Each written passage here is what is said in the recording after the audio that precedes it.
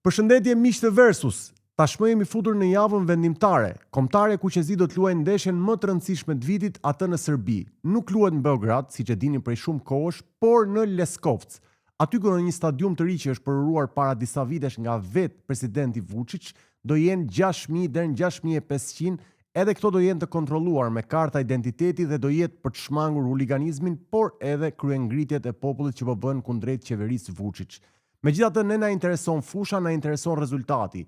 Na intereson dhe të bëjmë një rezultat pozitiv, sepse dihet që kjo është ndeshje që do vendosi dhe fatet e kualifikuesve për Kuqezin për botrorin e ardhshëm. Jemi aktualisht me 5 pikë, por këto 5 pikë që kemi sigurisht që mund të bënim më shumë në ndeshjet e para.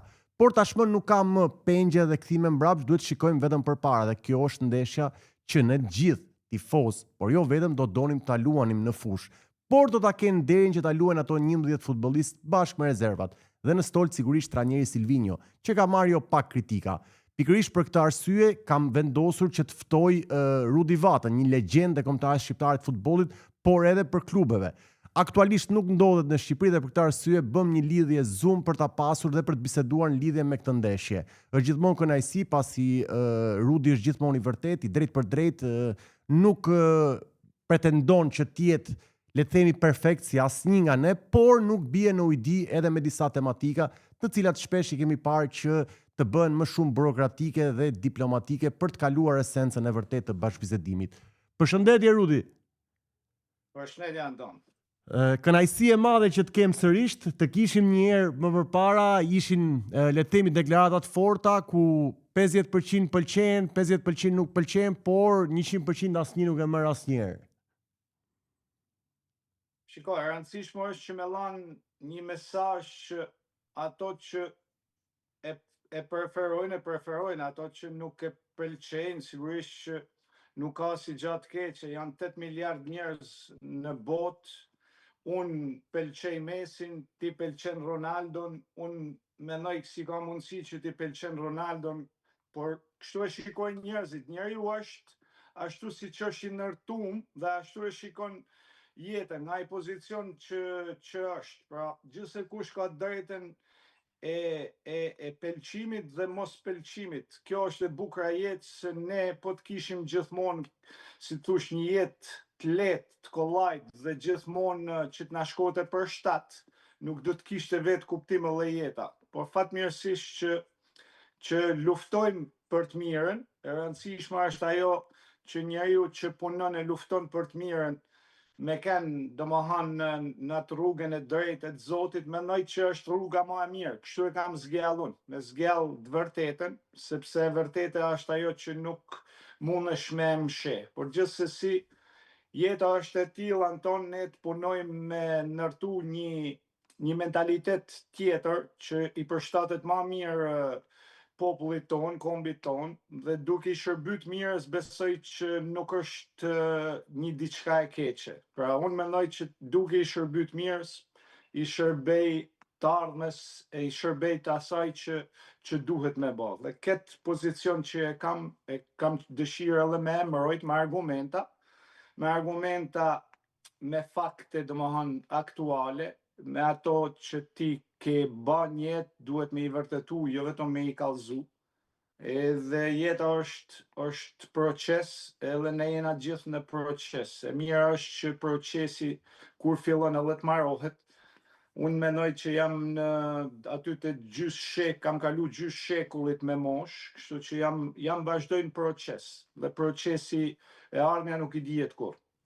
Një lapsus i vogël, thash 5 pikë janë 8 pikë, ja hoqa 3 pikë, na bëjnë allall, por kur ke lidhje kështu direkte në herë edhe të shpëton në një lapsus. Megjithatë dalim direkt te tema kryesore, Serbi-Shqipëri. Profesor Rudi, këtë ndeshje sa do ta doje ta luaje? Shumë, sepse është një emocion i cili është i veçantë për vetë faktin sepse luhet me një kundërshtar i cili historikisht ka qenë një kundërshtar i damshëm, një kundërshtar që neve nuk kena pas një marrëdhënie të mirë. Edhe sigurisht që edhe emocioni i kësaj ndeshje nuk është i njëjtë me emocionin e një ndeshje normale. Unë kam përjetu emocionet forta me Gjermanin, me Portugalin, me kombëtare shumë të forta. Po me këte kombëtare, sigurisht që edhe përgjithësia e secilit prej nesh është shumë më e madhe, sepse kjo është më shumë se një neshje, nuk është vetëm një neshje kombëtare, është një neshje marrë kombëtare, është një neshje që përfaqëson një diçka që neve pretendojmë me marrë një lloj hakut pak a shumë të kalumes me rezultatin sportiv që ne kena mundësi me arrit, sepse kjo është mënyra më e mirë me u hakmarr, si tush, përballë një kundërshtari tegër që ne historikisht e kena pas, dhe kur ti arrin në formën më të mirë në sport, ta munësh të kundërshtar, ta dominosh, pra, dhe ta fitosh neshën edhe në fushën e tyne, atëherë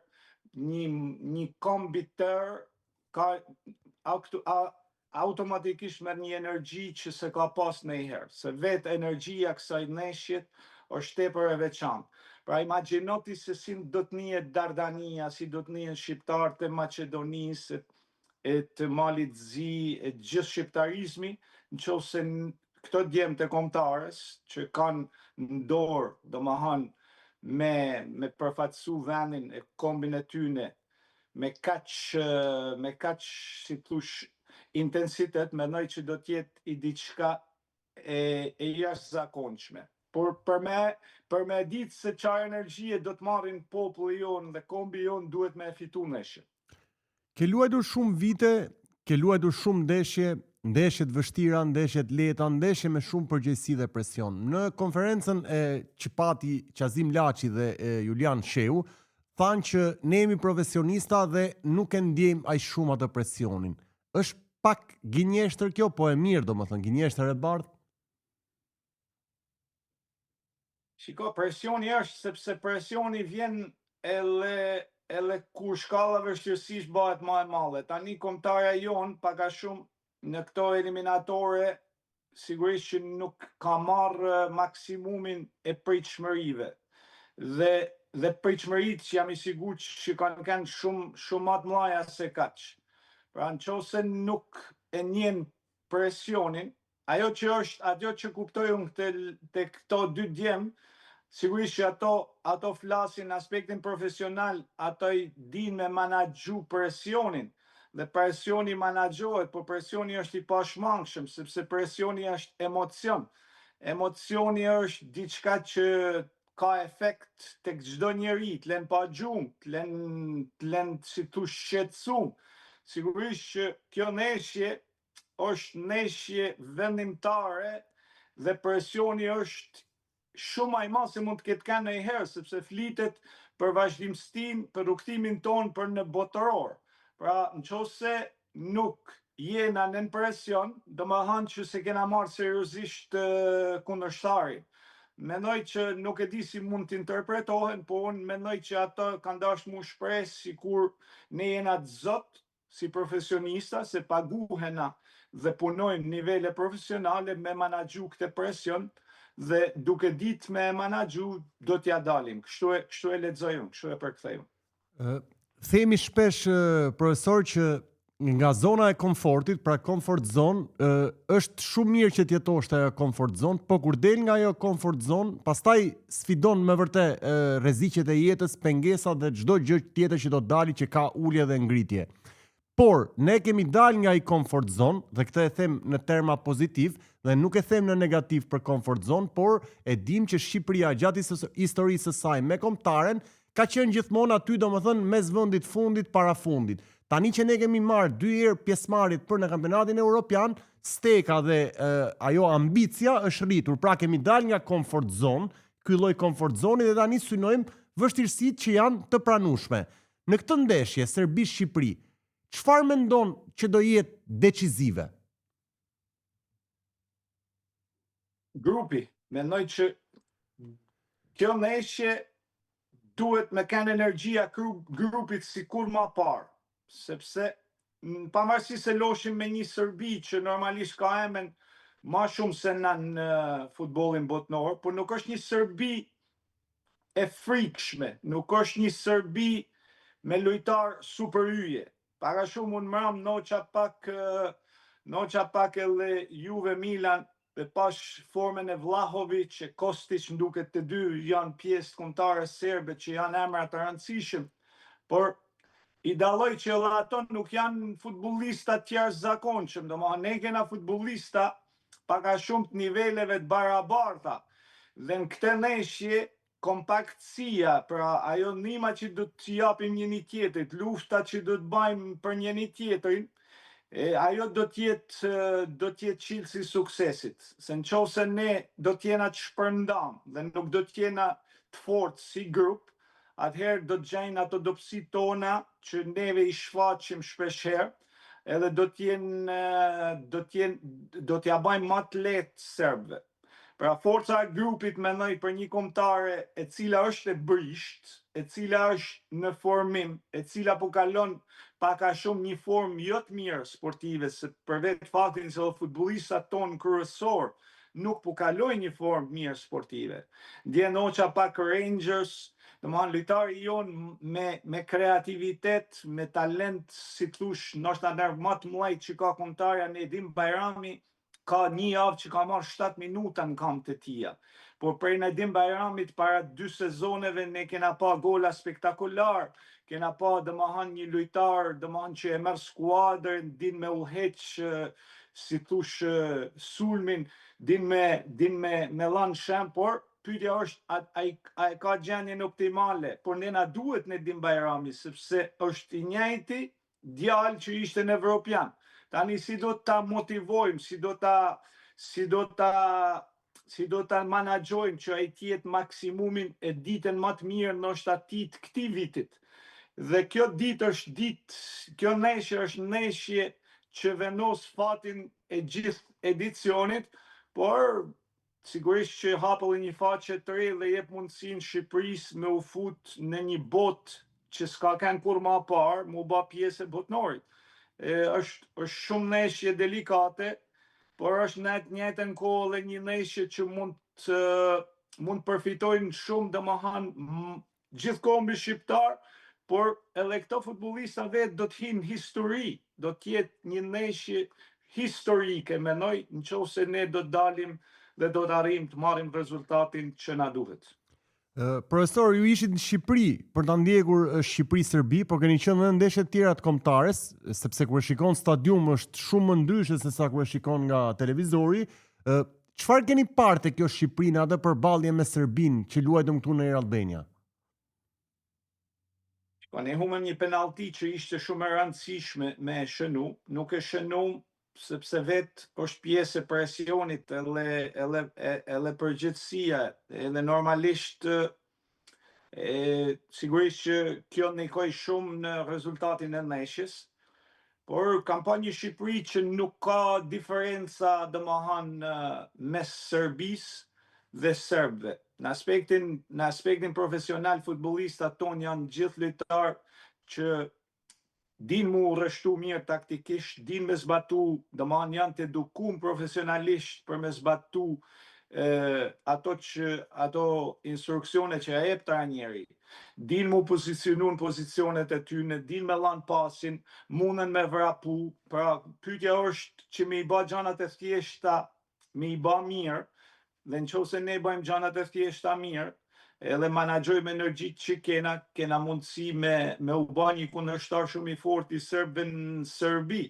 Nëse do të kena deficite tek një lojtar, nuk guxojmë ne me pas një deficit tek një lojtar. Duhet jena si skuadër shumë kompakte dhe duhet funksionojmë në mënyrë perfekte për njëri tjetrin, për me marr atë që na duhet me e marr. Po është një Shqipëni e brisht, unë prapë them që me kundërshtar dopt si Letonia në Letoni, qoftë edhe në fund të edicionit të eliminatorëve të Nation League, nuk na dha ato shkënijat ose atë energjinë e shpresës që ne po rritem na.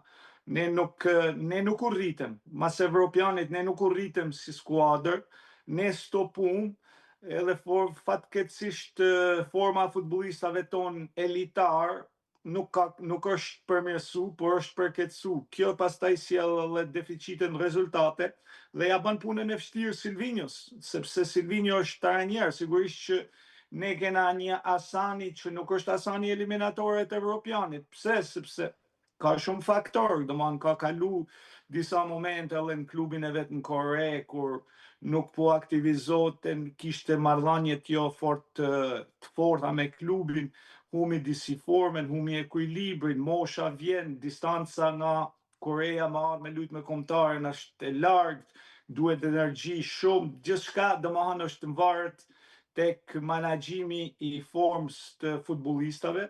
Futbollistin kryesor Broja nuk e kena aty ku e kishin dashur me kanë. Pra Bajrami, Broja, Aslani sigurisht që Ellaj pat një edicion të Inter i kaloi shumë sezone në një situatë apo bëhet titullar as po bëhet titullar. Pra Ellaj nuk gjeti maksimumin e tij. Gjithë futbollistat tani janë duke u rikthy, duke mundu me gjetë formën e tyne, po kur ato të marrin formën e tyne, sigurisht që na jena do të jena kombëtare shumë më e fortë, po për momentin këto janë pjesë futbollit dhe këtu por fatkeqësisht ne na kanë qellu shumë futbollista ose damtum si është Ismaili ose Kumbulla ose jashtë format që janë këto për Bajrami e Broja e në një tjetër, qoftë edhe Mitaj që neshën e fundit blank e ka lënë edhe jashtë 18-shës, jashtë 22-shës. Pra këta janë faktor shumë të rëndësishëm, se edhe në aspektin psikologjik, kur nuk je pjesë e skuadrës ku ti ke një kontratë, sigurisht që ti nuk nihesh mirë. Por futbollistat profesionista i kalojnë to periudha, neve na kanë qellu shumë, edhe na kanë qellu pothuajse se lojtarët kryesor, prandaj edhe ne nuk gjejmë formën tonë maksimale, sepse ndoshta edhe në aspektin psikologjik djemt nuk janë aty ku duhet, edhe kjo reflektohet edhe në paraqitjet e tyre në fushë. Profesor, një pyetje dhe një përgjigje e sinqertë kjo. Mbas Europianit, ka të bëj vetë kënaqësia e lojtarëve dhe e trajnerit për atë rënje që edhe ju e përmendët, apo është thjesht mungesa e formës së pjesës më dërmuese të futbollistëve? Shiko, unë mendoj që ne jena përgjithësi, ne jena një kamp që shpejt kënaqna. Shpejt dona me arrit gjanat, mandej na shpejt edhe bim të poshtë.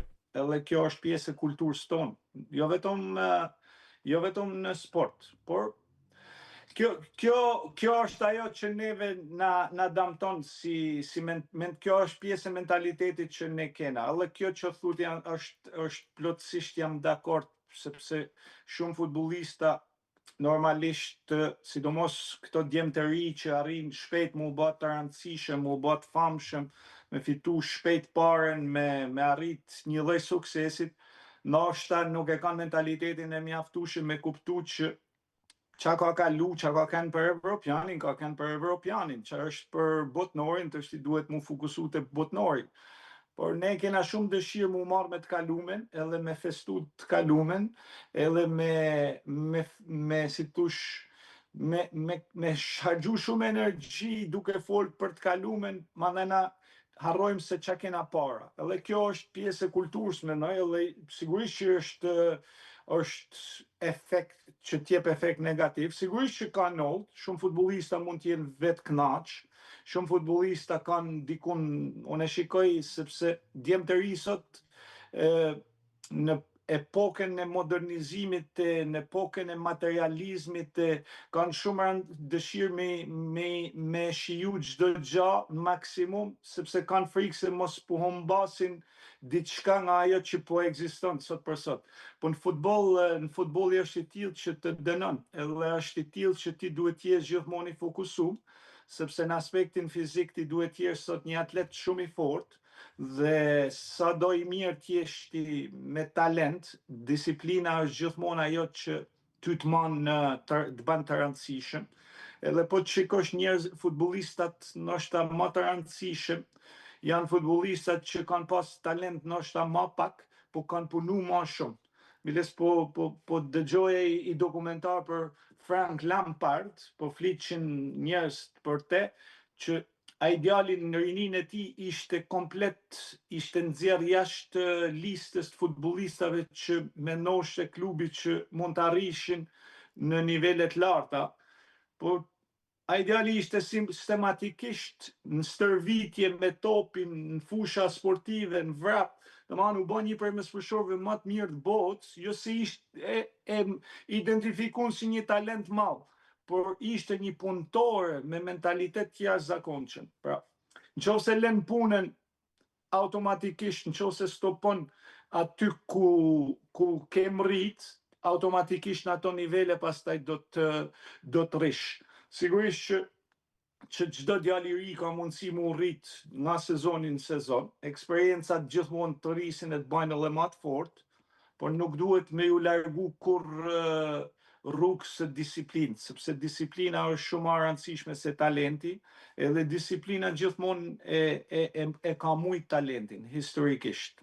Para disa vitesh, profesor, kam lexuar një intervistë të Andrea Marcos, ju e njihni sepse ka qenë futbolli në atë kohë bashkohor për ju, si kundërshtar, si shok ekipi, dhe më la përshtypje një fjali, kur e pyetën për kombëtarën ato vite që deri në 94 thanë nuk kishin fanella dhe kush luante jashtë dhe vinte sillte fanella, gjëja tha që mua tha më dhëm tha është tha që duket ta sikur sot tha ky futbolli sot, po vetë për kombëtarën më së shumti, shumë tha e tërheqin këmbën, sepse mendojnë për karrierën ekonomike më shumë se sa sportive. Pra ne ishim pak në thonjza budallënj që jepnim gjithçka, që psonim dëmtime, që rrezikonim karrierën tonë dhe paratë tona për më vonshme, për të nderuar kombëtarën dhe për të nderuar fanellën që kishim veshur. Pyetja ime është shumë e thjeshtë. A mendohet sot më shumë për karrierën financiare se sa për karrierën e kombit sportive? Sigurisht që mund të thash që rinia sotme është shumë më allastume se këto domon gjeneratat që fletë për Andrej Marko. Në Andrej Marko, këto gjenerata këto kanë lujt në kushte domon skandaloze dhe e vetmja gjë që i ka majt këto të motivum ka kanë pasioni, sepse ato kanë pas kënaqësi kur kanë bën një plangjon në balt ose një plangjon në një fushë të mushur plot me ujë. Dhe po të menosh pastaj po të krahasosh ato vite me këto vite, sigurisht që ato futbollista kanë jo vetëm kanë kanë futbollista heroj, por kanë kanë aspektin e luftës sportive, ato kanë kanë gladiator. Kurse sot, sigurisht sot është koha e parfumave, domethënë që ti kur e mendon që çdo gjë është era mirë, është ajo këpuca e rahatshme, xhupi i rahatshëm, makina e rahatshme, çdo gjë mendon për rahatin, po të mendosh këto që flet Andrej Marka, këto s'kan pas lidhje me rahatin, këto kanë pas lidhje me vështirësitë, pra shkalla vështirësisë ka kanë diçka jashtëzakonshme, po ajo ka kanë e bukura e futbollit, sepse atëherë pasioni ka kanë prioritet, ka kanë primar. Këto futbollista kanë lujt prej pasionit, prej talentit, prej ambicjes, prej si thush egos që kanë pas, me kanë ajo ka kanë që i ka bë muni krenar për diçka që ato po bajnë. Kurse sot sigurisht ana materiale e ka shu pak emocionin e pasionit.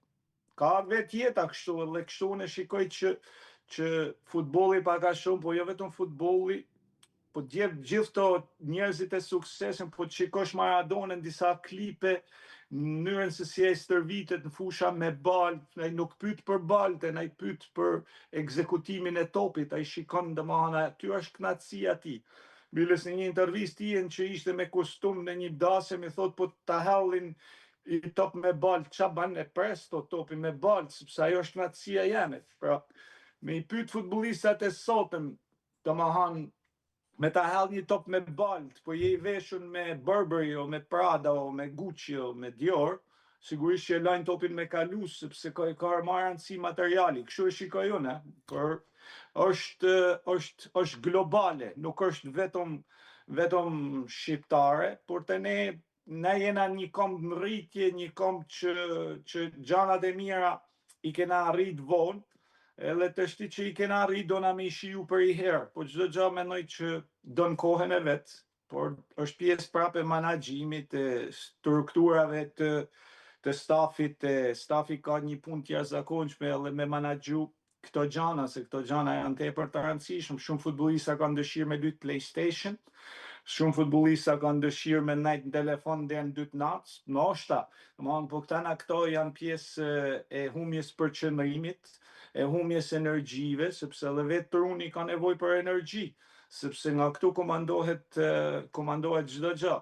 Por gjithsesi, neve të shti këto janë pjesë që me fol nuk ka shumë si thush, ka shumë defekte që nuk na pëlqejnë, s'pëlqejnë as mu, domethënë ndoshta shpeshherë unë shikoj edhe fëmijët e mi, edhe jam kritik i jashtëzakonshëm sepse por vetë jeta ka ardhur në një situatë tillë, edhe gjanat po shkojnë drejt asaj që njerëzimi është orientu drejt komfortit, drejt rahatisë, edhe ajo rahatia pastaj të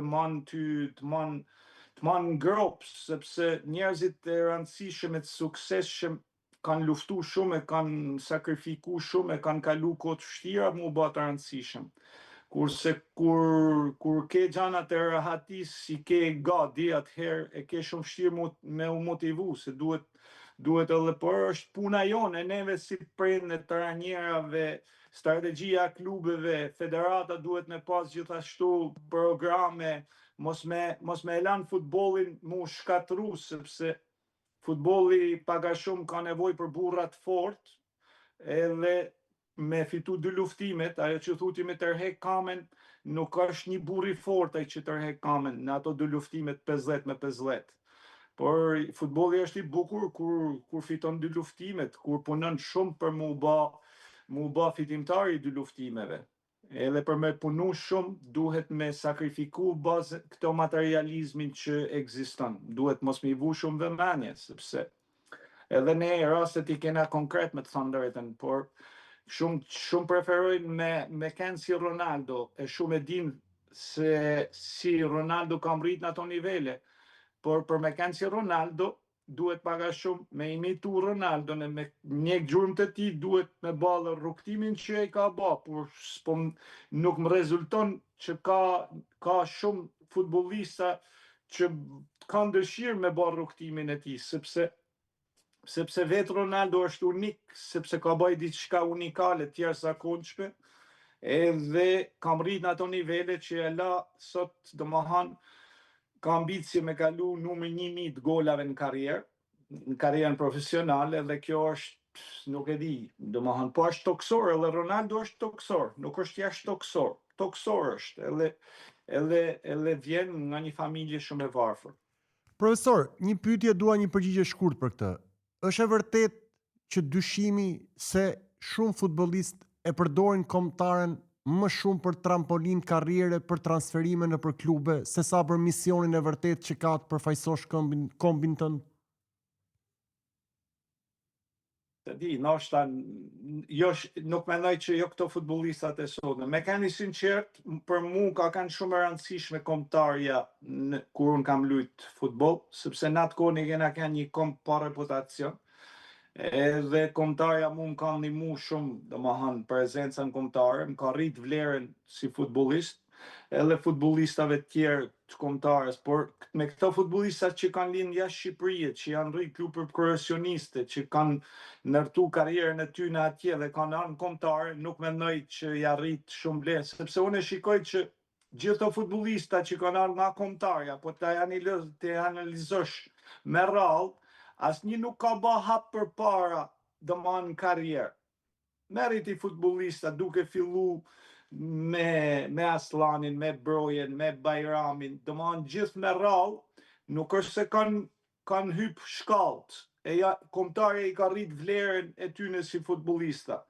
Por paga shumë unë mendoj që ato dhe kanë zbrit shkallët në aspektin e arritjes për me kenë një nivel më lartë. Pra, në këtë aspekt unë nuk e shikoj, po mund të ketë futbollistat që sigurisht mund t'i qohet një ftesë, për mu bë i rëndësishëm, ndoshta për momentin, mund të ekzistojnë në Shqipëri këto gjana, mundet me ekzistu që është ftu me ekipin kombëtar dhe promovohet domethënë për të arritë një lloj deali, një lloj marrëveshjet me një klub.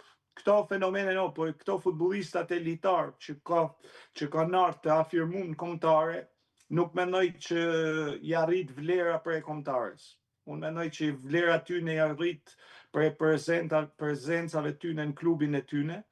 Edhe po ta shikosh edhe Jim Shiti, normalisht prezencat në klub e kanë bë atë lojtar të rëndësishëm edhe fitues të Europa Leagues. Gjithsesi, domethënë kombëtari është si thosh maksimumi i futbollistit, por sot kombëtara shqiptare nuk është se është një kombëtare me synin e shumë klubeve të mëdha që aty ka një produkt jashtëzakonshëm. Jena akoma, mos na gënjen menja që jena një kombëtare me hyje edhe klubet e mëdha, sepse ne alas kena çu futbollista me lujt në Barcelonë, Real Madrid, Manchester United, Manchester City, paga shumë Liverpool. Nuk kena mrit ala, kur të mrim me çu futbollista këto nivele klubesh, atëherë neve kena me thonë që të shti jena një kombëtare që ne kena pretendime të mëdha. Profesor, dalim pak te trajneri Silvinho. Kjo ndeshje me Serbin nuk përcakton vetëm fatin e kombëtares shqiptare të futbollit, nëse flas gjithmonë që urojmë që mos ndodhi, por edhe fatin e trajnerit në mendimin tim. Këtë cikël të Silvinhos që nisi me kualifikueset, me ndeshjet që ne zhvilluam në Europian, me Nations League dhe tashmë kualifikueset për botror. Mendon që Silvinho mori maksimumin apo e përdorin thonjza në termat mirë këtë edhe për të pasuruar karrierën dhe CV-n e tij si trajner?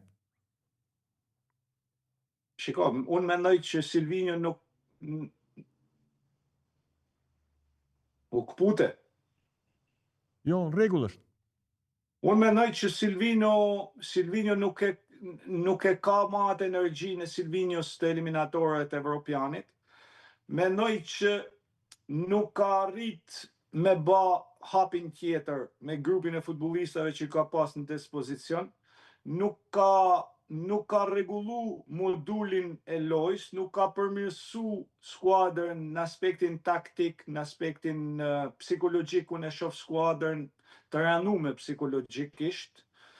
Mendoj që Silvinho i ka marrë maksimumin në Shqipërisë, po ta çojnë botror do të ishte mrekulli.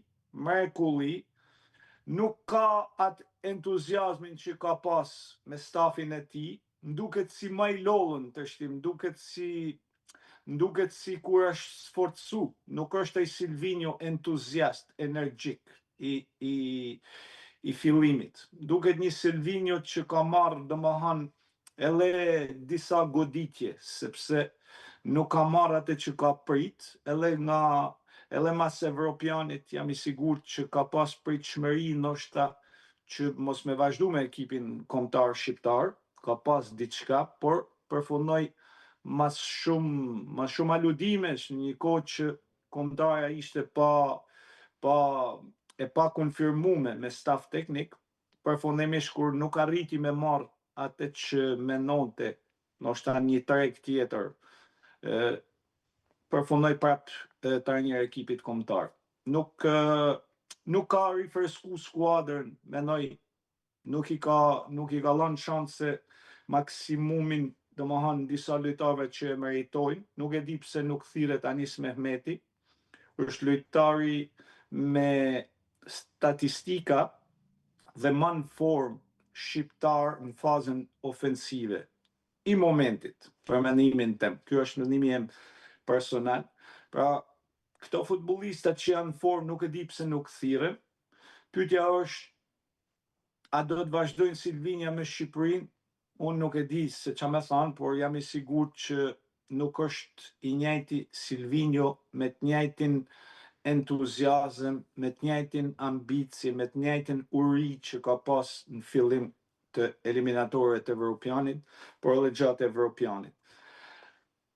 Është shumë e rëndësishme që Shqipëria me pas pak a shumë një strategji të qartë, sepse jena një vend që jena duke ndryshu si kamp.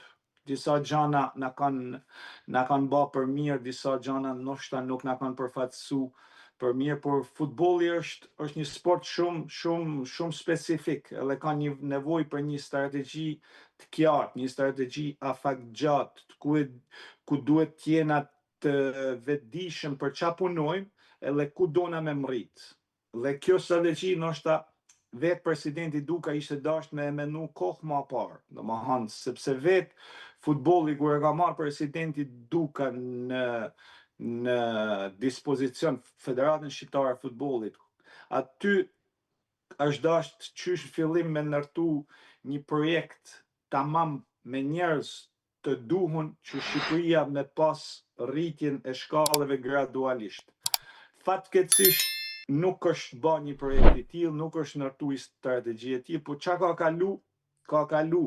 Tani ne kena nevojë për një projekt serioz, me njerëz serioz, me strategji të qarta, me njerëz që dojnë me kontribu, janë të gatshëm me investu kohë, energji, ide. Çdo gjë është e lidhur me ide.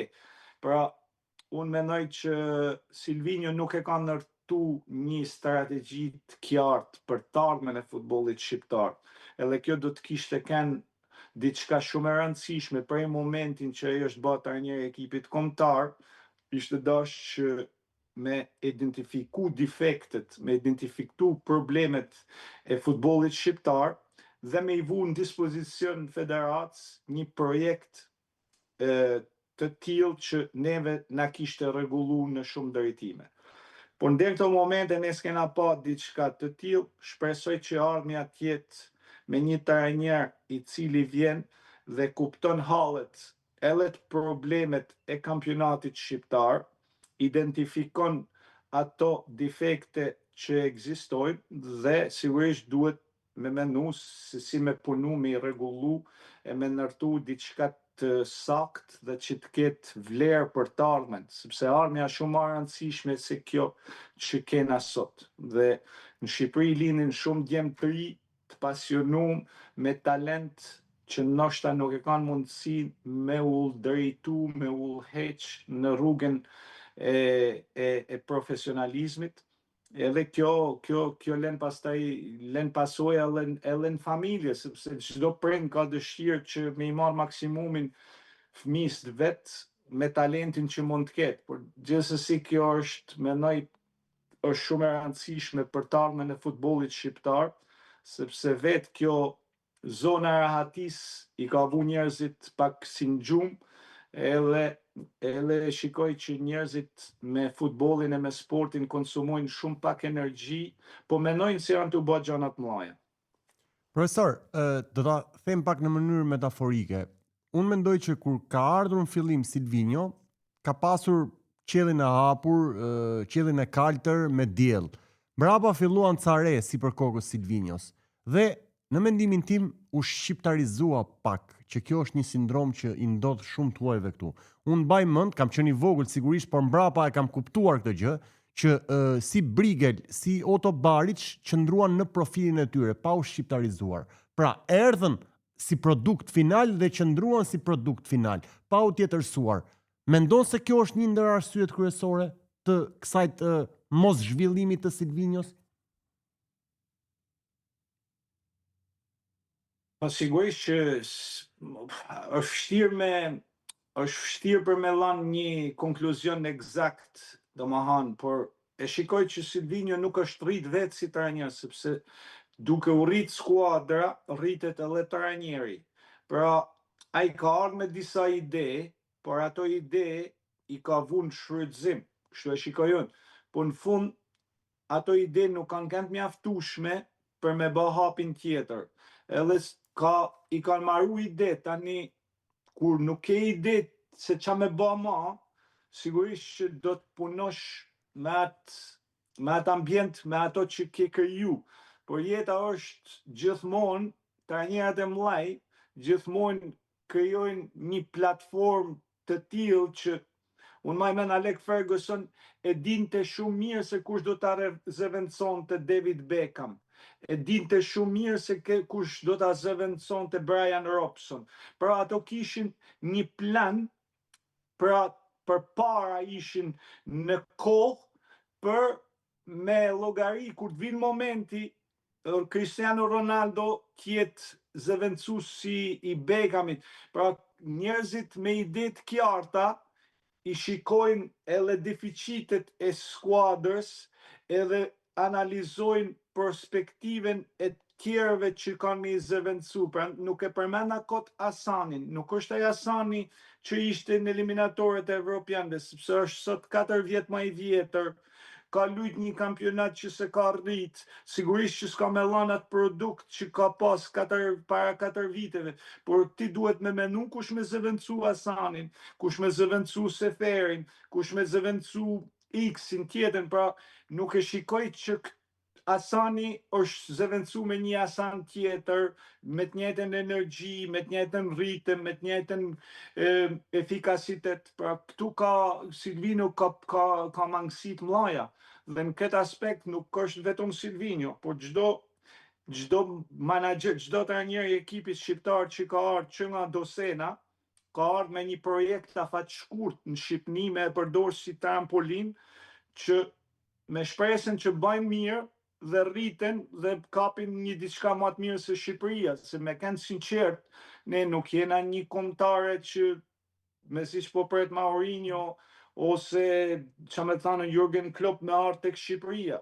Këto trajnera që janë afru tregut për kombëtarën shqiptare, këto trajnera kanë kënë trajnera pak a shumë që neve i kena pranu se ne jena Shqipëria. Normalisht kena pas ne mundësi me kombëtarën që kena, me vendin që kena, me vizionin ton, me afru trajnerat niveleve top.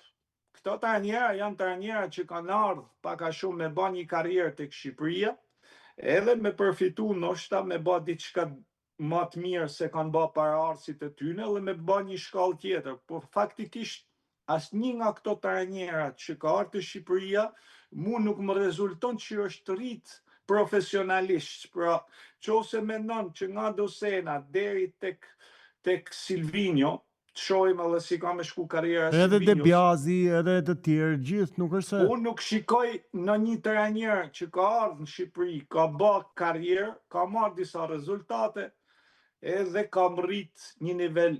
Pra ne kena investu shumë tek produkti i trajnerave të huaj. Nga gjitha shkollat e Evropës kena marrë trajnera.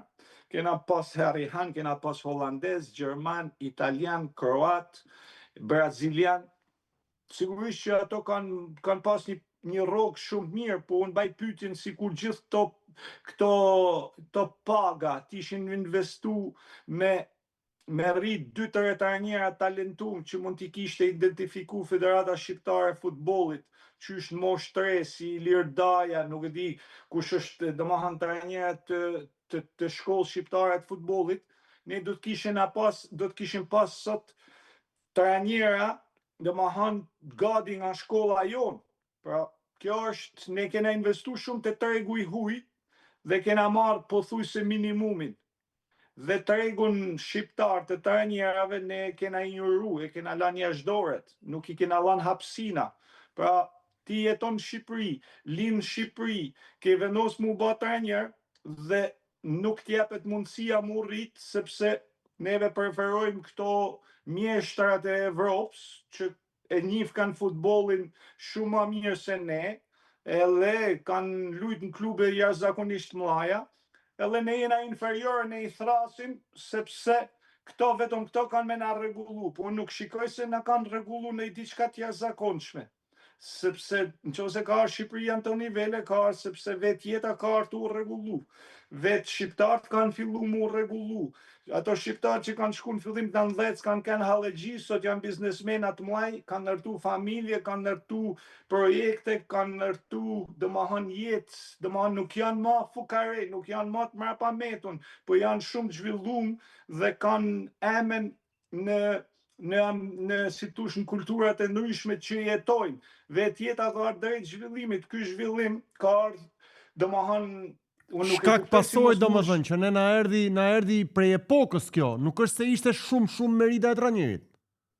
Sigurisht që na erdhi prej epokës, sigurisht që na erdhi prej djemve që normalisht Dardanis, prej djemve që të linën në Maqedoni, të linën në Kosovë, të linën në Zvicër, të linën në vendet të ndryshme evropiane. Neve na erdhi sepse na erdhi koha me pas zgjedhje si tush të privilegjume. Kjo ka kenë thjeshe, trajnerat e huj i kanë pas të lojtar gati në ato shkolla, në ato klubet që ato janë rritë, janë linë, edhe sigurisht që shumë e ka lajt me bë për zgjedhjen, kur keti mundësi për me pas një përzgjedhje tillë.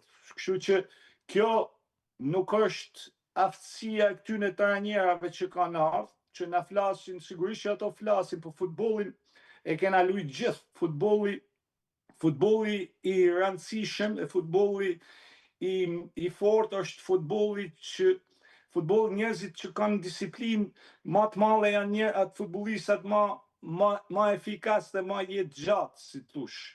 Edhe neve nëpërmjet disiplinës kena përmirësu disiplinën që jena rritë si komp, se dikur s'kena pas disiplinë, nuk kena pas kërkesë llogarie. Sigurisht që kur s'ke disiplinë keme pas edhe probleme. Po kur ti punon në një klub serioz me disiplinë, je i programuar për me ekzekutu çdo gjë në atë lloj mënyre që ti je edukuar. Kështu që kush mendon që trajnerat e huj na kanë sjell një diçka speciale, gabohen sepse produktin ne e kena pas gati. Trajnerat kanë ardhur, kanë marrë famen, edhe kanë marrë atë që kanë marrë, edhe aty në bravo i qoftë që i kanë ardhur. Mu vjen keq për shokët e mi, për ato që kanë linë me futbollin, janë rritë, kanë investu energjitë e tyne mu bë futbollista, ma vonë mu bë trajnera, dhe nuk i jepet mundësia, ose nuk i hapet një derë, ose një dritare, shpreset, mi ba me ditë që kombëtarja është për gjithë ju, luftoni, punoni, dhe kush ta meritojnë, ka me kënë trajneri i kombëtares shqiptare. Kjo është diskriminuese dhe mu më shqetëson shumë, sepse prap kanë me linë djemë të ri ambicioza, me talent që dojnë mu bë trajnera, po kur e shikojnë që kjo dera e kombëtares është e mbyllur, edhe aty ne i met një peng për gjithë jetën, sepse thojnë dakord, por ambicia jeme ka kenë, ëndra jeme ka kenë mu bë trajner i ekipit kombëtar, po aty unë nuk mundem me hap atë derë, sa ajo derë është hermetikisht e mbyllur. E pse duhet me menu që Ilir Daja është ma pak i vlefshëm se De Biasi, se Silvinho, domethënë nuk arri me e kuptu unë se si mundesh mu injoru produkti vendas në këtë mënyrë. Edhe më vjen keq sinqerisht sepse e di shumë mirë se çfarë do të thonë me pas ambicie, me mrit në një lloj nivelit, edhe nuk mundesh, jo se s'ke mundësi ti, po sepse nuk t'japet shansi, domethënë. Është një lloj si ty me ta prej lirin, domethënë, kjo është një lloj si thush sti, është shumë Kufizim, shumë e është një kufizim. Domethënë është një që ti e vendos sot një trajner në kushtet që ai e di që vetëm për klubet do bëj mirë dhe më pas ka të pamundur që të marrë një ditë drejtimin e kombëtares, siç shikojmë shumë ish futbollistë të talentuar nëpër botë. Migo jem, ne gjojmë që gjithë turistat shqiptarë, na vjen i hujt e ne e trajtojmë si mret. Domethënë, gjithë hujt që vinë në Shqipëri ne i trajtojmë si mjet. Tonin ne e trajtojmë domethënë me inat, me urrëtie, me xhelozi, s'kena dëshirë. Ne më mirë ja japim të hujt, vinë të rritet, marrin parat tona, edhe ai mos të ketë sukses, se sa me allan shansin i trajnerit shqiptar, që po bëhet i rëndësishëm edhe kush e duron. Kena lujt në Leverkusen, ka kanë me din Zhega trajner. Super ndeshje profesor, ajo sa ta e kam pas, super ndeshje. U pre dhe linja e televizorit duke ne, sinjali. Kena kanë deri minutën 87, kena kanë 1-1. Edhe ka bë pastaj Miroslav Klose, ka kanë ndeshja me Bjerhovin që ka bën në Po, ishte mjaft i ri, po.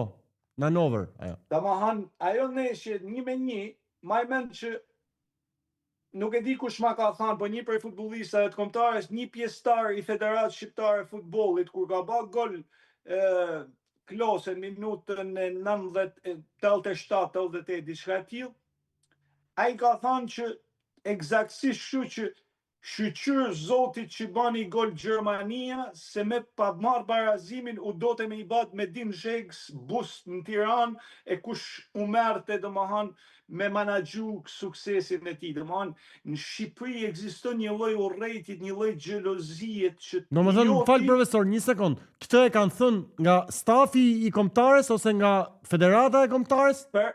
Person i rëndësishëm në majën e federatës. Kjo është 1.000.000% e sigurt.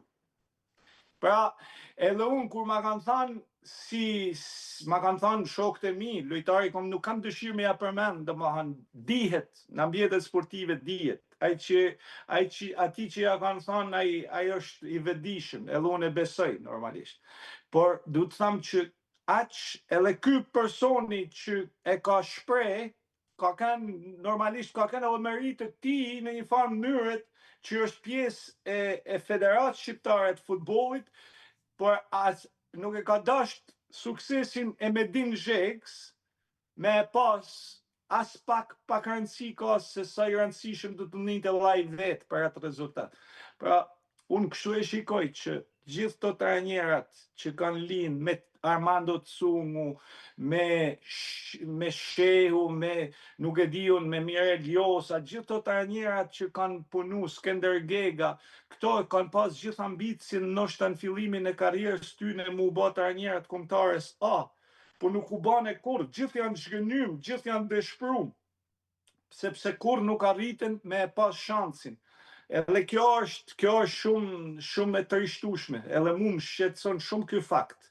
Edhe nuk arri me kuptu se si komuniteti i futbollit e aksepton këtë. E aksepton me një këtë lloj inferioritetit prej këtyne figurave të huaja që kanë ardhur dhe diktojnë dhe na driftojnë se si luhet futbolli, domethënë edhe se si menaxhohet futbolli në një kohë që neve kena lujtë edhe në Barcelonë, flamurtari ka marrë barazimin, e ka fitu, po se si jena menaxhu profesionalisht mirë, s'ka kanë faj jonë. Pse kena linë në një vend me diktaturë, s'ka kanë faj jonë. Pse kena në një vend ku jena një inferior gjithmonë, s'ka kanë faj jonë. Po dhe në cilin vit do njëna inferior ne, do presim që këto trajnerat që kanë fillu karrierën e tyne me ardhë mu bë të rëndësishëm në kombin tonë, edhe neve me analizu se që na thojnë këto, edhe me pranu se që thojnë ta është në rregull. Pra kjo nuk më shkon, edhe nuk më vjen për shtatë mirë. Gjithsesi jena ku jena, kryesorja është që dikush me fillu diçka, sepse ndryshimi nuk vjen mrena natet, por kjo duhet me ndryshu dhe automatikisht strategjia e Federatës Shqiptare e Futbollit do të jetë me punu me shqiptarët, me identifiku shqiptarët e ndershëm, punëtor, profesionista dhe me i lanë shansin, sepse jena shqiptar, ne flasim për bashkim, ne me shku si shqiptar në Serbi jena shumë më të bashkum, se djali prej Brazilit, tjetri prej Argjentinet, ato nuk e njën emocionin e kësaj neshje si e njën na. Ato kanë një ftofësi të jashtëzakonshme, ajo energji që duhet me transmetu është energji speciale. Pra, këta janë momente që ne flasim për bashkim, por edhe me kanë kompakt, por kjo energjia duhet vinë qysh të drejtuesi i parë për atë kryetarënjerit, të zëvendëstarënjerit, të zëvendëstarënjerit tjetër. Gjitha këto japin efektin, impaktin pozitiv dhe të çojnë të rezultatet që ti dëshiron me marrë. Profesor, shkurtimisht, një parashikim, e di që ndoshta parashikimi është ndonjëherë kështu që po e bëra më del dhe nuk më del, por një parashikim për këtë ndeshje Serbi-Shqipëri. Si e prisni? Domethënë, edhe çfarë rezultati mund të dali, mund të prodhoj fusha? Sinqerisht, unë e di që na nuk jena të fortë sot për sot, po e di që edhe Serbia nuk është e fortë. Unë e shikoj një ndeshje ku shtjangecin pak a shumë. Është një ndeshje që edhe ato mund të na ngecin, siç e morën i barazim ato në Shqipëri. Barazimin e morën e morën me vështirësi, po e morën barazim të rëndësishëm. Tani aty ne I duhet I gol dhe neve na duhet I gol. Pyetja është kush do shënojnë prej nesh, prej skuadrës përveç Dakut që ka shënu rregullisht dhe Mehmeti që nuk është futbollistat tjerë të fazës ofensive janë me pikatore. Unë e shikoj 50-50 këtë ndeshje. E shikoj që presioni nuk ka me kenë I tifozave, sepse gjithë to spektatorët kanë me kenë paga shumë të kontrolluar. Në aspektin e sigurisë mendoj që skuadra shqiptare s'ka me pas atë problem që ka pas në Beograd herën e fundit. Në këtë aspekt, domethënë ato kanë me nejt qetë, por e shikoj një ndeshje shumë e shikojnë të dyja nuk di se këmë thënë se nuk e shikoj Serbinë, masi e kam pa me Anglinë që psoj 5 gola në Angli dhe duke pa dhe problemet e tyne që kanë ato dhe mos besimin që kanë kriju dhe me trajnerin Stojkovic, mendoj që ne duhet me përfitu, pavarësisht se si jena ne në gjendjen më të mirë. Po t'ishim në gjendjen tonë, ditën tonë mund të marrim edhe fitoren. Po mund të jetë, por unë e shikoj më tepër barazim të ndeshje. Profesor, dalim pak te një përfaqësuese që po rritet jashtëzakonisht shumë. Vazhdon rekrutimi I shumë futbollistëve që dikur nuk e kishin më aq qejf që të luanin me fanellën e Kosovës, kurse sot shkojnë te Kosova, ndërkohë ne humbim futbollistë sepse I lëm në atë listën e pritjes që shpesh bëhet shumë e gjatë ajo lista pritjes dhe tjetri mërzitet, sepse kështu ndodh si në jetën reale që nuk mund të presësh për një punë një vit. Do të vi thirrja dhe duhet shkosh brenda 2 muajsh ta kesh mbyll. Pyetja që çtroj është kjo. Kjo Kosovë me Zhegrovën që tani bën një transferim të rëndësishëm te Juventusi, me Muriqin që është golashënuesi historik dhe është një shënues I cili shënonte Majorga në La Liga kundër Realit, Barcelonës, nuk po flasim për sulmues do si do, është ajo që tha ty profesor që këto janë nivelet që ne duhet presim për te kombëtare dhe nuk I kemi. Kjo Kosovë po hap një cikël profesor? Pa diskutim. Ato bën një ndeshje të madhe me Suedin, edhe unë jam surprizu sinqerisht sepse pa Zhegrovën, pa Rahmanin, edhe pa Rashicën, ato ishin një skuadër sikur ishin me krah.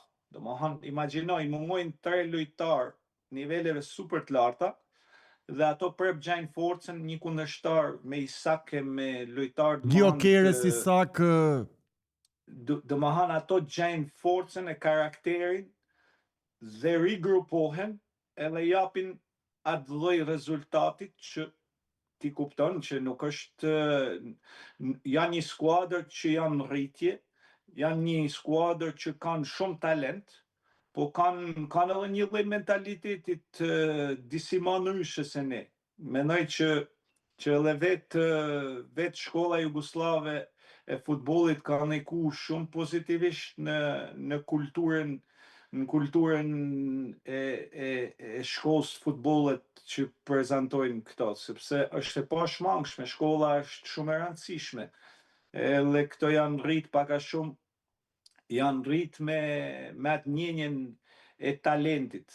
Edhe unë e shikoj që Kosova ka shumë talent, prodhon shumë talent. Sinqerisht edhe kampionati I vendas profesor që furnizon. Me keni sinqert Kosova prodhon shumë talenta, shumë më shumë se Shqipëria. Po të shikosh ne s'kena një Jordan Shaqir, ne nuk kena një Gjak, ne nuk kena domethënë në historinë e futbollit këto futbollista, këto janë domethënë të niveleve elitare, pra neve si Shqipëri, alo nuk kena arrit në këto nivele. Fatmirësisht që kena pas Dardanin për me na ndihmu, e me na dhënë si tush një dorë, që me na rrit edhe imazhin edhe me na rrit vlerat, e me na rrit vlerat, sinqerisht pa lojtarët e Dardanis, e shqiptarëve të Maqedonisë, neve do të kishim kënë një kombëtar me probleme të mëdha.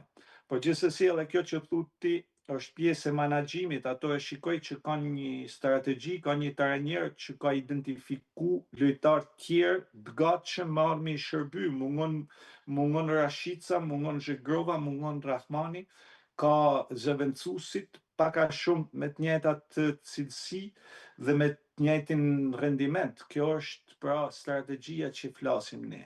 Ky trajneri i jon i Shqipërisë e lën listë pritjes, por nuk ka një projekt të qartë, nuk ka një strategji të qartë, nuk analizojnë siç duket të ardhmen e secilit prej futbollistave. Trajnerat profesionista që fitojnë qindra mijë miliona euro punojnë 24 orë nga mjesi deri në darkë duke pa video, duke pa analiza, duke analizu stërvitjen sot bota profesioniste, çdo stërvitje që e bën, stafet mlellen, analizojnë kush gabojnë stërvitje, kush identifikojnë defektet qysh në stërvitje, jo në neshjen e fundit, po në stërvitjen e fundit. Pra kush ka ambicie mu bë trajner, duhet 24 orë mu fokusu, me analizu çdo gjatë që shkon me skuadrën për me rujt balancat, sepse balancat janë shumë të rëndësishme. Ne jena një kombë, kena kulturë që ne na prishen balancat për i herë. Ne shpejt rregullojmë diçka, pastaj shpejt e shemim çdo gjë. Këto nuk kena, na mungon jashtëzakonisht kultura e vazhdimësisë. Neve po nuk ndërtum kulturën e vazhdimësisë, me kanë, si thush, me kam në tokë, dhe mos mu knaq, mos mu gëzu shumë kur jena të gëzum, edhe mos mu hillnu shumë kur jena të hillnum. Po ne gëzona jashtëzakonisht shumë kur jena të gëzum. Edhe kur vjen puna pastaj me ato defektet që kena, kur na krijohen probleme, nuk mërzitna shumë për disfatat. Neve i tregojmë shumë vëmendje pra asaj suksesi që kena mu gëzu sa ma shumë. Edhe mësojmë shumë pak ne prej disfatave, prej humjeve. Unë shikoj që ne nuk analizojmë shumë humjet. Ne ma shumë analizojmë fitoret, edhe e majmë vedin, i rrisim pjacën vedit, edhe vetë knaqshna. Ne duhet shumë me analizu humjet, se prej humjeve njerëzit mësojnë, jo prej fitoreve s'ke qa me mësue, s'ke si mu rritë. Po prej humjeve mëson shumë. Pra kur unë tham që trajnerat e niveleve të larta profesionale analizojnë, nuk ka trajner Premier League që unë e një gjë që nuk thot nga mjesi deri mas dite, unë analizoj gjithë stërvitjen që kena bë gjatë ditës për me përgatit stërvitjen e ditës nesërme. Pra kjo është, këto janë diferencat që duhet ne me i kuptu, edhe po arritëm me punu me këto nivele, sigurisht edhe mos mu lull, sigurisht që kanë me ardhur rezultatet të mira. Por kena atë që thuti lista pritjes, nuk e di rolin e drejtorit teknik, drejtorit përgjithshëm të federatës, sepse nuk i dëgjojmë që flasin për strategji, për listën e pritjes, për projektin, që janë pritshmërit për Anis Mehmetin, që janë pritshmërit për X lojtar që lunë X League, si i majnë kontaktet, si i rujnë marrëdhëniet, si e majnë motivum futbollistin, si kontaktojnë në profesionale, si ja shpjegojnë se cila është rruga për me hita ajo derë. Pra ka shumë deficite që në botën e profesionalizmit janë elementet bazë, por në Shqipëri nuk ekzistojnë, sepse jena ala një botë, në botën e demelizmit, në botën e rahatisë, me kalu mirë dreken, me hangër një drek mirë, me pi kafe të mirë, se ka kohë, por nuk ke kohë, se futbolli për i gjysë sekundit bahet hataja. Në këtë zanat duhesh me kanë kohën me shfrytzu maksimalisht, se nuk ke kohë me menu që ke kohë. Profesor, një parashikim për Kosovën për 2 ndeshjet, Kosovë-Sloveni dhe Suedi-Kosovë. Janë kthyer gjithë lojtarët thuajse, kryesorët. Përveç Ramanit. Besoj që është. Zhegrova është grumbulluar, Ramani mungon sepse ka dëmtim, është rikthyer dhe Rashica dhe ka disa lojtarë që janë shtuar grupit. Shikoj në Kosovën, e shikoj me Sloveninë, e shikoj Kosovë në rritje, e shikoj që tashti është futur dhe konkurrenca, edhe e shikoj që edhe Zhegrova e kupton që normalisht pavarësisht se është ylli i ekipit, duhet me punu, duhet me bë shumë kilometra, me luftu shumë, se për ndryshe zëvendësuesi është aty. Dhe kjo rrit me pas lojtar tillë, me keni sinqert, si ka Kosova, me i gëlqenus që shënon rregullisht në La Liga dhe me dy lojtarë anësor si Zhegrova me Rashicën, po këto dy djemë të ri që pashtë neshin e fundit që janë edhe ato, domethënë janë anësor Reç Becaj, Fidan Aliti, Fidan Aslani, ka disa lojtarë domethënë. Po në fazën sulmuese Kosova është e frikshme. Sigurisht që është shumë e frikshme. Edhe mes fush është mirë, sigurisht mungesa Rahmanit është lideri absolut, por prap ato kanë arrit mu sistemu. Unë e shoh Kosovën skuadër në rritje dhe me moshën, me moshat e reja që ka, sidomos në fazën ofensive, e shikoj që mas 3-4 vjetëve Kosova ka me kenë kombëtare shumë e rëndësishme. Po arritën me u forcu si grup, po arritën me ndërtu karakterin e kompaktësisë, e nuk najten të pa disiplinuar, pra po arritën me u rrit si futbollista. Mendoj që Kosova ka një ardhmë të madhe në futboll dhe ka me kenë një Brazil i vogël ndoshta në Evropë. Profesor, e fundit dalim te Superliga Shqiptare, nuk e di ndoqët derbin apo jo, domethënë se normalisht që me impenjime, me punë edhe ishte ditë e premte, por megjithatë, pyetja që shtroj është kjo. Nga këto javë të para që janë parë, normalisht formula tani i jep mundësi të gjithave që të marrin pjesë te ajo Final Four që do bëhet pastaj në fund, por nga ajo që keni parë, ju duket që më në fund po vjen viti i vllaznisë, e themi çdo vit të profesor për të thënë drejtën, për të qenë sinqert, po duket sikur vllaznia ka qef tifusi gjithmonë presion vetes, flas për pjacën e Shkodrës, tifozerinë e Shkodrës, ju jeni një ndër to, domethënë që keni luajtur aty, e njihni shumë mirë ambientin. Është ky viti? Vllaznia mendoj që është si mjet ma e fortë se kur ma parë. E para është sepse ka një staf normalisht kampionash. Sinani, Martini është kampion edhe si trajner, është edhe si futbollist. Njëjta gjë është edhe Sinani. Pra energjia stafit është puro shkodrane. Sigurisht që kanë një lider që është Bala dhe është shumë i rëndësishëm sepse ka një vlerë në tregun shqiptar, ka një vlerë shumë të madhe, ndoshta vetëm në aspektin e liderit flas, nuk po flas tani për se edhe mosha, sigurisht ka, por ai din me udhëheq skuadrën si lider. Ka eksperiencë, ka luajtur në kombëtare, ka bë gola në kombëtare. Jo vetëm, por e kupton dhe i ka marrë përgjegjësitë si lider. Dhe e shikoj që e udhëheq skuadrën si lider, ka ndërtu një mbrojtje shumë ma kompakte se sezonet e tjera, ka një mesfush shumë efikase, edhe mendoj që sigurisht që edhe Elbasani, edhe Egnatia, edhe Dinamo kanë me kenë kundërshtar shumë të fortë, sepse edhe ato kanë marrë duke u rritë si skuadër. Në Final Four është shumë e rëndësishme me mrit edhe me rujt balancat. Pastaj Final Four është loja, është edhe mind games, është loja si t'jeshti i fort në gjitha, por e që më shqetëson është që ekuilibrat duhet me ditë me i rujt. Edhe ajo që thoni jo, që vllaznia pompohet shpejt, mendon shpejt, pastaj humb përqendrimin, merr i goditje tjetër.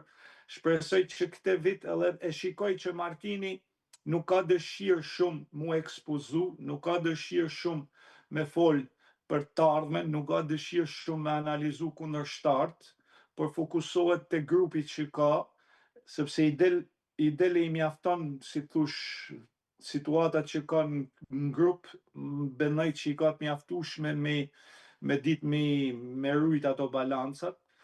Është një vllazni pretendente e pa diskutueshme, shumë e rëndësishme për Shkodrën dhe për historinë e futbollit shqiptar, që ato të marrin titullin e 10 pra kampion. Shumë herë kena thënë, pyetja është a kanë me pas vazhdimsi edhe a kanë me rujt, domethënë këtë lloj ritmit që kanë marrë, edhe nëse në Final Four janë në atë formën e tyre më të mirë, me këto lojtarë që kanë mjaftueshëm potencial me fitu kampionatin. Profesor, Partizani dhe Tirana ishte një derbi në fakt në thonjza përpara derbi i dhimbshëm për faktin se ku gjenden këto dy skuadra sot, që po flasim për dy ndër skuadrat më të rëndësishme të futbollit shqiptar, mendon që është keq menaxhimi fajtori kryesor? Pa diskutim, nuk ke, shiko, Partizani, Tirana, Dinamo, Vllaznia, Flamurtari, këto janë si tush 5 vaporat kryesor të historisë futbollit shqiptar. Nëse këto 1 ose 2 prej tyne kanë deficite, futbolli shqiptar nuk është më i njëjtë. Historia e futbollit shqiptar ka treguar që Tirana Partizani është derbi më i fuqishëm dhe më i zjarrt i historisë futbollit shqiptar. Kur këto dy klube me kaq shumë trofe dhe me kaq shumë histori nollen pothuajse janë 3 vendet e fundit të kampionatit, besoj, Po ashtu. në tabel. Kjo është e frikshme, është shumë kjo të ban me kuptu që këtu në këtë futboll diçka nuk shkon në rregull. Se nuk ka mundësi se si një klub si Tirana me aq shumë kampionate, me infrastrukturë të mirë, me aq shumë reputacion, dhe një Partizan i cili ka bën një stadium të ri, ndron trajnerat, merr trajnera, investon aq shumë lojtar, përfundojnë në këto nivele, diçka të ka të bëjnë të menaxhimit, sepse është e pa shpjegueshme. Vetë fanela e Partizanit të Tiranës ka një vlerë në treg. Pastaj kur e vesh atë, është një lloj përgjegjësie shumë më e madhe se me vesh fanelen e një skuadër që sapo është ngjitur në superiore. Dhe është e papranueshme për çdo futbollist që vesh fanelen e këtyne klubeve mos me u angazhu ose mos me pas rendimentin e duhur me përfaqësu klubin që ato si tush kanë nënshkruar me përfaqësu. Është çështje menaxhimit dhe asgjë më tepër. Kush shkon me lujt të Partizanit të Tirana, sigurisht që duhet me kuptu mirë që kërkesat janë shumë të mëdha dhe suksesi është vetëm kur flitet për tituj, për kupa, dhe pastaj për me mrit të nivele, kjo është diçka shumë e keqe, jo vetëm për klubin, por edhe për futbollin shqiptar, sepse nuk ka kuptim që këto klube, këto skuadra, pa tifozërinë e tyne, pa atë efikasitetin e tyne, nuk mundet mu rrit kampionati shqiptar, nuk mundet mu rrit futbolli. Kështu që Profesor, gjithsesi, po. Unë shpresoj shumë që t'jenë zot me i menaxhu gjanat më mirë, edhe me identifiku problemet, sepse Tirana Partizani janë vlerë që nuk zëvendësohen kollaj.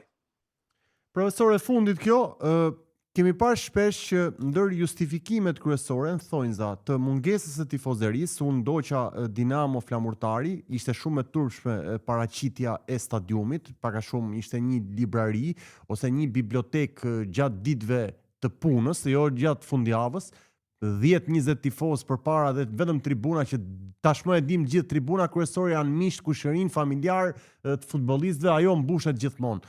Pyetja është shumë e thjeshtë. Njerëz e justifikojnë me faktin se demografikisht ne kemi rënë si popullsi sepse kanë emigruar dhe kanë ardhur shumë të huaj që punojnë këtu. E dyta është sepse nuk ka interes futbolli shqiptar pasi është i përcaktuar që në fillim, se kush do fitojë etj, si akuzë kjo. Dhe e treta është niveli është shumë i dobët për të shkuar për të humbur 2 orë në stadium të jetës çdo fundjavë. Rudi Vata ka dalë një konkluzion lidhje me këtë gjë? Unë mendoj e para është që futbolli nuk është i ndershëm më siç ka qenë, edhe njerëzit që e kanë njeh futbollin historikisht kanë qenë tamam tifoza, ato ndoshta i kanë marru kilometrat me qenë si tifoza, pasardhësit e tyne nuk janë të njëjtin nivel si baballarët e tyne. Sigurisht që kjo është besueshmëria është, por të njëjtën kohë sot në skuadrat shqiptare shikon që mund të jenë 7, 8, 9, ndoshta edhe 10 lojtarë të huaj që firmosin me një klub kryeqytetit dhe shumë familje, domethënë ajo që përmend ti shok, kushëri, miq, domethënë nuk kanë pse mu motivu me shku në stadium se s'ka kush luan më për aty në njerëzve që ato domethënë njekun e suportojnë. Kjo është strategjia që është ndërtu domethënë edhe sigurisht që tjetër është pastaj njerëzit kanë probleme sociale dhe njerëzit nuk i gëzon më një ndeshje futbollit, i gëzon ndoshta një pjatë sup ose arritja e mundësisë me pas disa parë me pagu energjinë elektrike. Pra shumë gjana janë futbolli, nuk shikoj që është primar ma, edhe në vetë shoqërinë shqiptare, me kanë futbollist nuk je në diçka special, se unë një energji, në kohën teme, kur kam lujt futboll, unë me kanë futbollist ke kanë si me kanë mërec, para viteve 90, derisa jam largu. Ma ke kanë shumë special si njeri, të ka shiku domethënë gjithë qyteti, të ka pas fokusin të ti, kurse sot nuk je diçka i veçantë. E në aspektin dhe ka marru për mu është energjia e futbollit është në ranje, edhe jo vetëm e futbollit, po edhe e artit, edhe e kulturës, nuk ka ma, domethënë njerëzit nuk kanë ma dëshirë, nuk egzaltohen ma me shku edhe me kalu një 90 minutë në stadium me çliru emocionet negative, nuk e kanë ma si pjesë të jetës tyne. Edhe kjo është një stil jeteset. Dikur stili jetesës ka kanë i tillë që në fund javë ke shku me pa Tiranën, Partizanin, Dinamon, Vllaznin, Flamurtarin. Sot nuk është ma ky stil jeteset, sepse ka ndarë disa gjana që ky lloj stilit me shku mu marrë me sport nuk është diçka atraktive. Edhe kjo është promovimi që është bë sportit dhe lania jashtë doret, pra e sportit dhe futbollit në veçanti, sepse futbolli çka ka bë, kam lell njerëzit. Sot futbolli, domethënë është i njëjti futboll në Angli, që stadiumet janë plot, domethënë prap aty mlellen njerëzit, prap aty është harmonia, prap ato shkojnë në pabe mas ndeshjes, në pabe para ndeshjes. Pra, kurse në Shqipëri ka ndodhur e kundërta. Futbolli i man lërë njerëzish. Arsyeja, besoj që ka shumë faktor. Faktori kryesor është shteti për mendimin tim, Ministria e Sportit, e cila është parazite në çdo lloj drejtimit. Kur Ministria e Sportit të 30 e sa vite që unë jetoj shumë afër me Shqipërinë dhe jetoj me lajmet, 30 e sa vite kur nuk kam të 34 vjet nuk kam dëgju që këto kanë projekte veçanta për sportin, edhe në veçanti për futbollin. Pra këto e kanë shkatru vetë, mendoj politikat që janë ndërtu në Shqipëri kanë shkatru futbollin, edhe kanë largu njerëzit prej stadiumeve, dhe është vetë shteti i cili krijon mundësinë ose e shkatron mundësinë. Të falenderoj shumë profesor Rudi, ishte një bisedë e këndshme, si gjithmonë i drejt për drejt, dhe më pëlqen fakti që konsumuam, le të themi, pjesën më të madhe të tortës, sepse copën e fundit ja kemi lënë Silvinios dhe çunave të kombëtares në Serbi. Naci, gjithmonë, respekte për emisionin tuaj dhe shpresoj që t'ja ketë vletën tonë. Të falenderoj profesor dhe një herë. Falenderojmë dhe sponsorat tanë. Mos harroni gjithmonë Volt, shkarkoni aplikacionin dhe aty me numrin e telefonit bëni porosin dhe në kohë reale mund të bëni gjurmimin e porosisë tuaj dhe nga krau tjetër gjithashtu mund të bëni dhe porosi të dedikuar, pra jo zonale me shpërndarjen e porosisë. Keni produkte ndryshme nga çdo restorant, por edhe gjëra të tjera që mund gjeni aty te Volt. Shkarkoni aplikacionin. Ndërkohë falenderojmë gjithashtu edhe Superboc, birën që na mban gjithmonë këtu me gojën jo të thatë, një birë shumë e mirë, birë portugeze, ka marrë shumë çmime, rreth 40 çmime, por gjithashtu e gjeni në formatin që është Kriko në lokalet e ndryshme të Tiranës, por edhe në Kosovë gjithashtu, dhe Kanoçe në supermarket, Eko Market dhe Xhangolli, por keni edhe formatin me alkol dhe pa alkol me shishe. Së fundmi, sponsorin general, falenderojmë edhe Credits Bank dhe gjithashtu ne do të rishifemi në episodin e radhës. Këtë intervistë kush e ka ndjekur, besoj do ketë mbetur i kënaqur. Do shihemi për kombëtaren dhe urojmë që të jemi në javën tonë më të mirë si ne, po ashtu edhe Kosova.